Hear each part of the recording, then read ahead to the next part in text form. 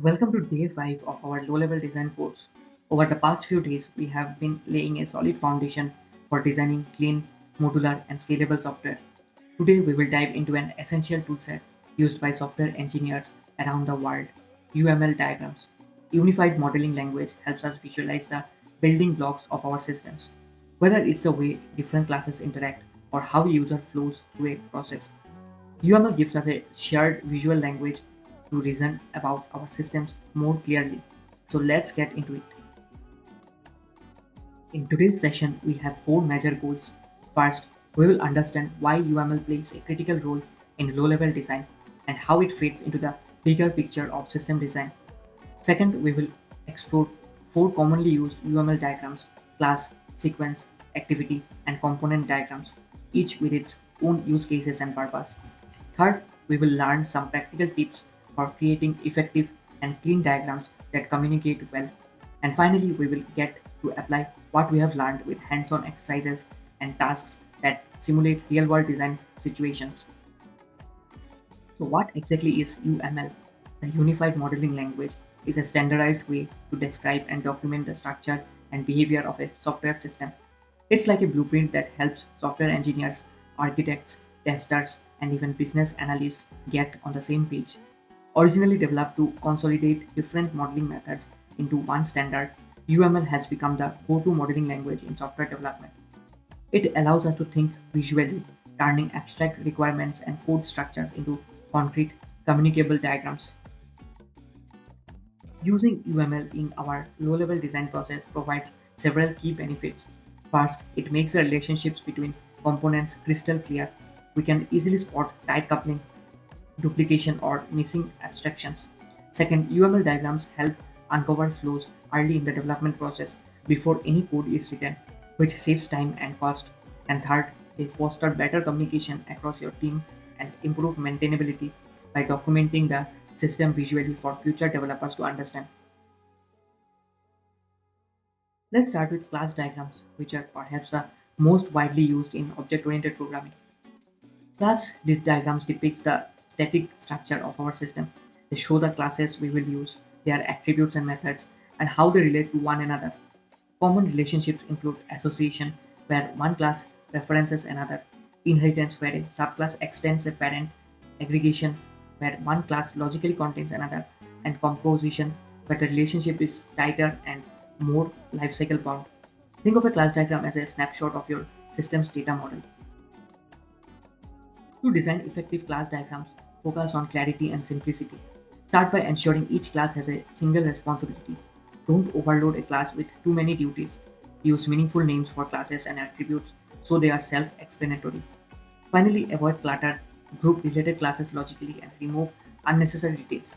A clean, focused diagram is more valuable than an overly complex code. Let's put this into practice. Our task is to create a class diagram for a student course enrollment system. Start by identifying the key entities: student, course, and enrollment.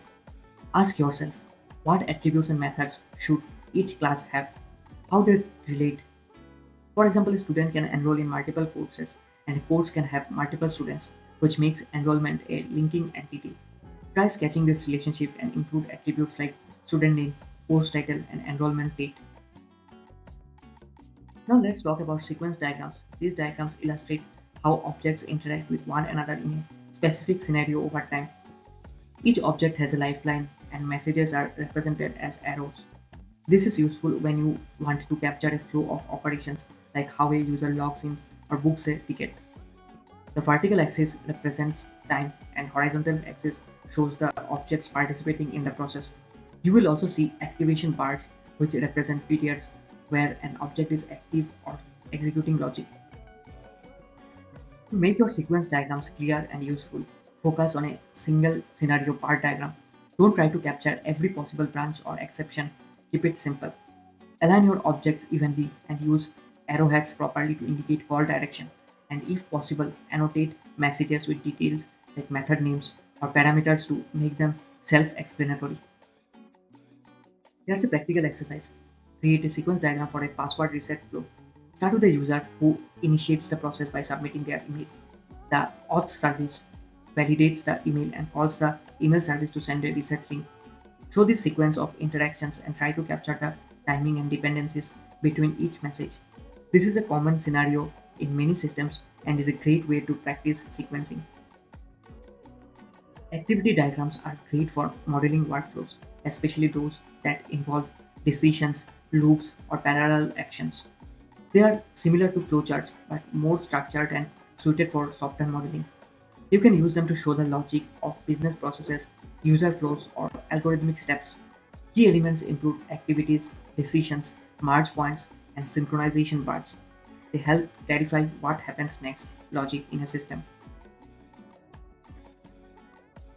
Let's try creating an activity diagram for a food delivery app.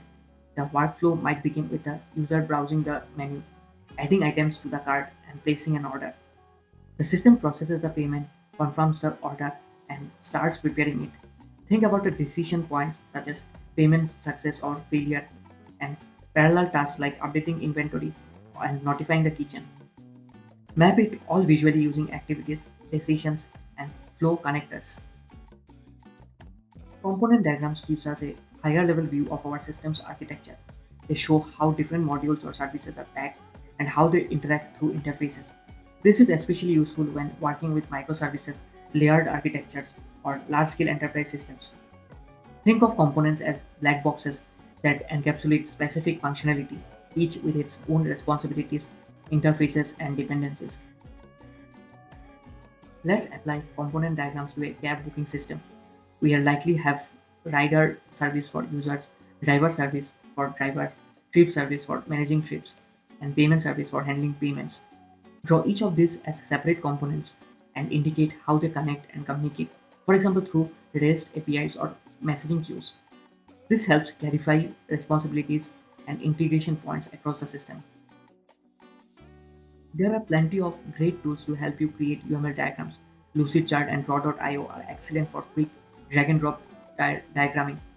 StarUML is a more robust tool that supports detailed modeling and exporting. If you prefer something code-based, try PlantUML.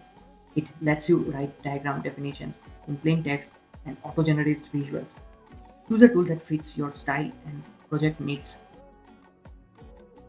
Now it's your turn to bring everything together. Design a library management system using UML diagrams. Start with a class diagram to show entities like book, member, and loan. Then draw a sequence diagram showing the flow when a book is issued. If you are up for it, go further and model an activity diagram for the return process and a component diagram to show modularity. This task reinforces everything what we have learned so far. Let's recap.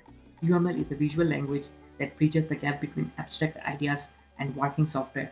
Today we explored the different UML diagrams, understood their roles in LLD, and practiced using them for real-world systems. Remember, diagrams are not just for documentation. They are thinking tools that help us design better, communicate faster, and avoid costly mistakes. Before we wrap up, here's a thought. Have you ever worked on a project where a simple misunderstanding caused delays or rework? Now imagine if you had a diagram to align everyone's understanding early on. UML is more than just lines and boxes. It's about clarity, alignment, and reducing friction. Feel free to share your thoughts on or stories in the group discussion. Thank you for your attention.